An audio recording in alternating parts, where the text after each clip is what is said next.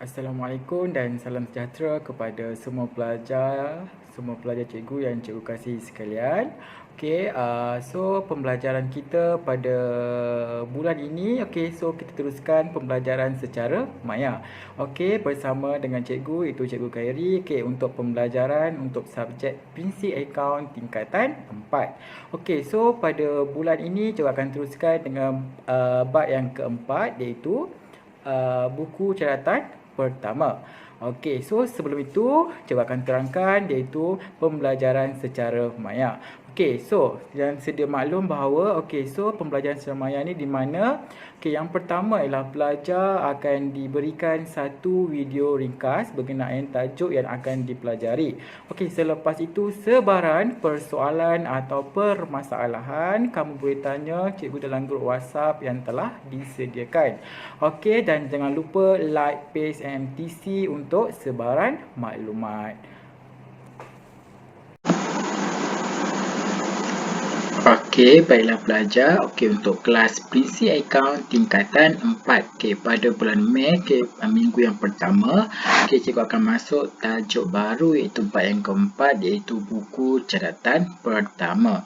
Sebelum ni pada bulan April, kita dah masuk tajuk bab yang ketiga iaitu berkaitan dengan dokumen. Betul tak? Dokumen sumber, dokumen bukan sumber kan? So untuk permulaan untuk bab yang keempat ni kita nak record dah daripada dokumen yang kita dapat tu, nak record dalam buku catatan pertama. Boleh belajar. So pada hari ini cikgu akan terangkan sedikit untuk tajuk di bawah tajuk iaitu buku catatan pertama ni. So kita teruskan. So mana yang dah dapat modul, kamu boleh buka modul pada muka surat 2. So macam mana kita nak record, iaitu perekodan. Cikgu highlight kat sini. Cikgu akan terangkan macam mana kita nak record.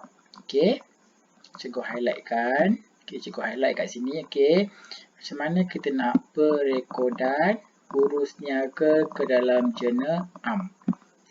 Boleh macam mana kita nak recordkan jurnal, itu urus niaga ke dalam jurnal am. Cikgu besarkan sedikit.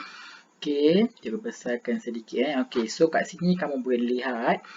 So yang pertama ialah sumber maklumat untuk jurnal am. So makna yang ni kamu kena faham betul-betul, iaitu kaedah macam mana kena nak record transaction yang berlaku ke dalam jurnal. Boleh Yang ni selalunya pelajar tak tahu cara nak record macam mana. Yang ni yang pelajar selalu lemah. So cikgu harap kamu faham penerangan cikgu ni. Boleh? So sumber maklumat untuk jurnal am. Kat sini dia ada, iaitu yang pertama ialah jurnal. Cikgu highlight kat sini. Ada ni kan jurnal. Dia ada jurnal am. First kamu kena ingat jurnal. Jurnal yang pertama ialah jurnal am. Jurnal am ialah yang pertama dia kena ada invoice. Invoice itu invoice yang asal lah. Invoice and then dia ada memo. Dua ni. Ini merupakan jurnal am. Invoice ia berkaitan dengan aset dan juga iaitu memo. Perekodan dalam jurnal am adalah mengikut sistem catatan bergu lah. Apa yang dimaksudkan dengan sistem catatan bergu ni? Sistem catatan bergu ni merupakan kita record kena ada debit dan juga kredit. Dia ada partner dia. Tu maknanya sistem bergu. Kalau kamu record debit saja tak ada kredit, so maknanya akaun kamu tak imbang lah. So maknanya kena ada dua. Debit dan juga kredit. Ini panggil sistem catatan bergu. Kamu tengok contoh yang pertama ni. Dia kata kat sini 1 Jun 2000X5 memulakan perniagaan dengan baki-baki berikut. So dimula perniagaan pada 1 Jun tapi dia ada baki-baki berikut. Yang pertama ialah tunai.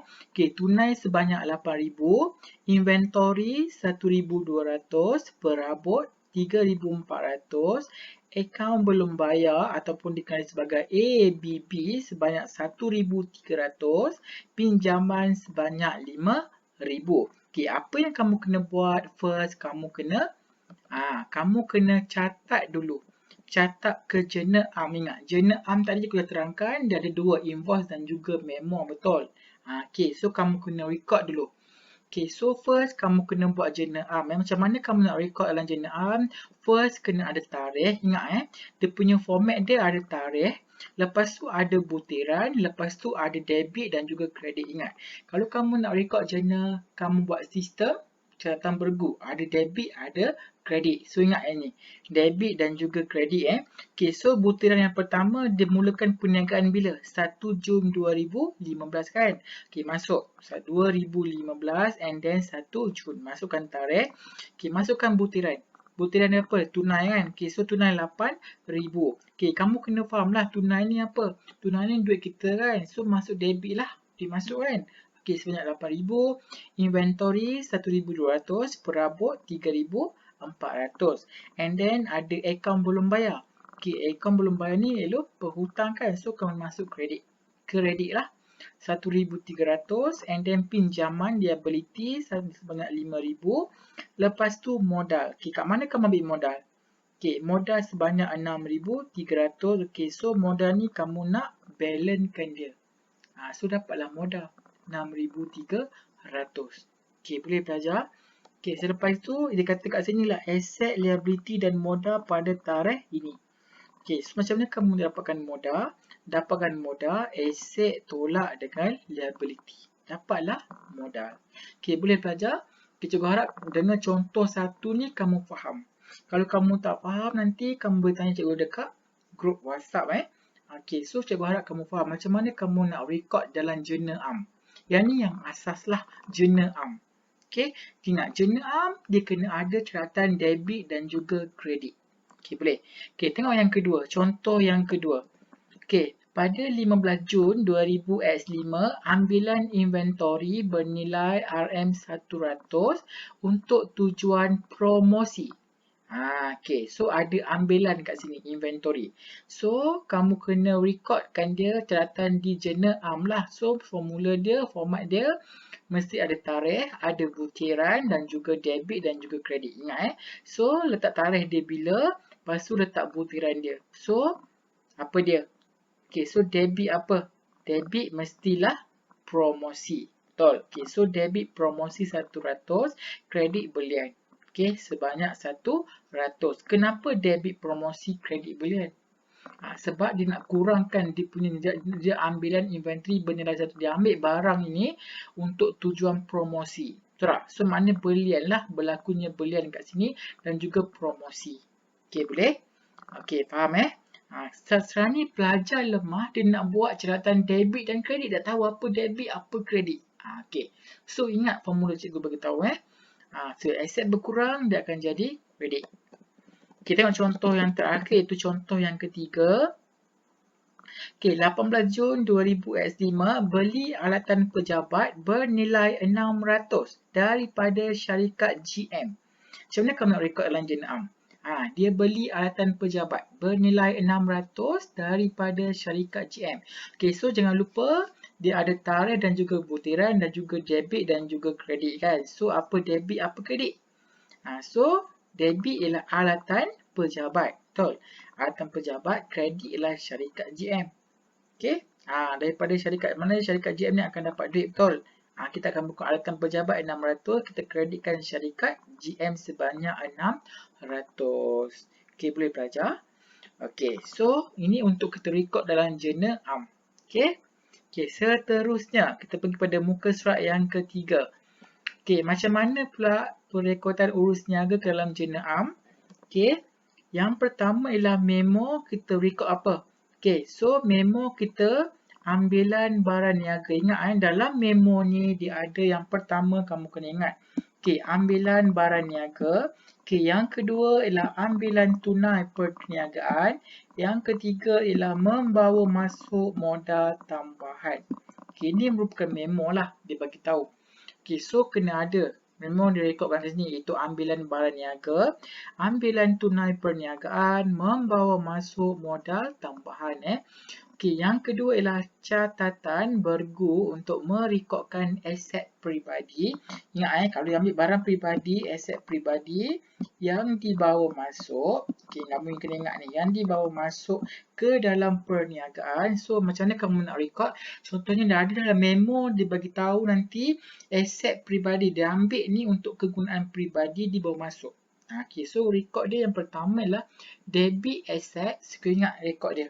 Okay, so kita debitkan aset, kita kreditkan modal. Okay, kita debit aset, kreditkan modal berapa dia ambil barang tu. Okay, yang ketiga ialah catatan bergu untuk merekodkan ambilan barang. Okay, so kalau kita ada ambilan barang niaga untuk kegunaan peribadi. Kita ambil barang niaga untuk kegunaan peribadi. So, kita kena record apa? So, ingat kita kena record debit ambilan. Okay, ni. Debit ambilan kredit belian. Ni tak dikis tadi kan. So, debit ambilan kredit belian. Boleh ingat tak pelajar ni? Saya harap kamu faham. Tolong record. Tolong catat mana yang penting. Okey, boleh?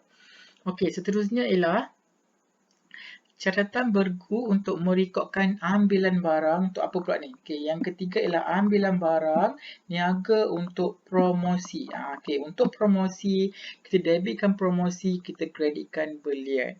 Okey, boleh belajar? Okey, seterusnya kita pergi kepada muka surat seterusnya ialah muka surat yang keempat. Okey, yang tadi kita nak record ke dalam jurnal am. Okey, boleh ingat jurnal am ni dia ada memo. Okey, apa berkaitan dengan barang niaga kamu kena record. Tengok balik Okey, so kita pergi yang kedua ialah jurnal, iaitu jurnal khas. Okey, apa yang dimasukkan jurnal, jenis-jenis jurnal khas ni? Okey, so cikgu highlight Okey, yang ni ialah iaitu jurnal khas. Okey, kita masuk tajuk yang kedua ialah jurnal khas Okey, apa yang dimasukkan dengan jurnal khas ni? Okey, jenis-jenis dalam jurnal khas ni ada banyak jenis-jenis dia. Okey, yang pertama ialah jurnal belian. Okey, so yang pertama dia ada jurnal belian. Okey, jurnal belian kegunaan dia ialah untuk merekodkan belian barang niaga secara kredit daripada pembekal. Maknanya secara hutang lah. Tu jurnal belian. Apa berkaitan dengan belian, berkaitan dengan kredit, kamu kena record dalam jurnal belian. Okey, boleh ni, go highlight kat sini.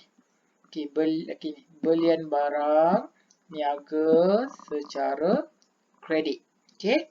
Jurnal jualan pula merupakan kita akan merekodkan jualan barang niaga secara kredit. Maknanya kita rekod yang kredit Okey, kita rekod yang kredit. Okey.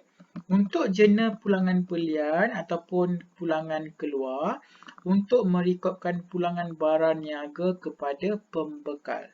Okey. Manakala jurnal pulangan jualan masuk untuk merekodkan pulangan barang niaga oleh pelanggan. Jangan bertukar Kalau pulangan belian ialah pulangan barang niaga kepada pembekal. Okey. Kalau pulangan jualan masuk ialah kepada pelanggan. Okey. Seterusnya,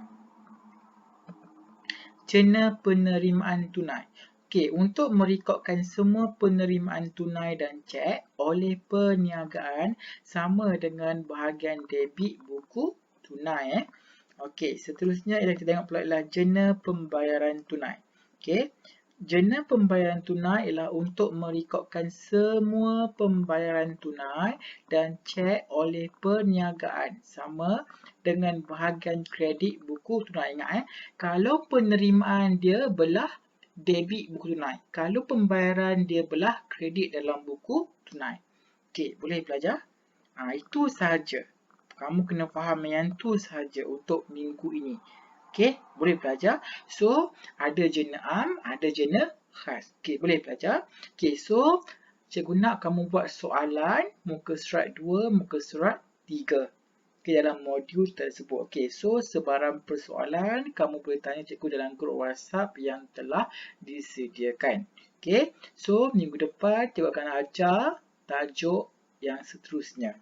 Okey, boleh belajar. Okey, so cikgu akhiri kelas sampai di sini saja. Okey, sekian, terima kasih. Assalamualaikum.